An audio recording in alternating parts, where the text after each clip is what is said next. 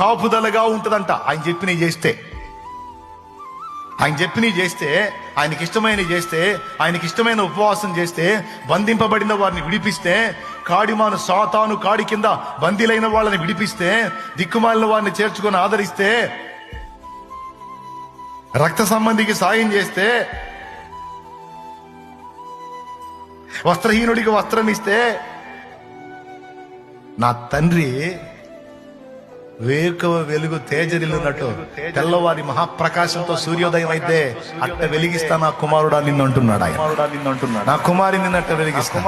ఏది ప్రభువా, నేను అన్ని చేశాను, అయినా దరిద్రతలోనే ఉన్నానని నువ్వు అంటున్నావా? లేదు లేదు, నువ్వు చేసినవని నేను ఎరుగుదును, నిశ్చయముగా నేను నిన్ను వెలుగు తేజరిల్లినట్టు తేజరిల్ల చేస్తాను చూడు అని నా దేవుడి రోజు మాట్లాడుతున్నాడు.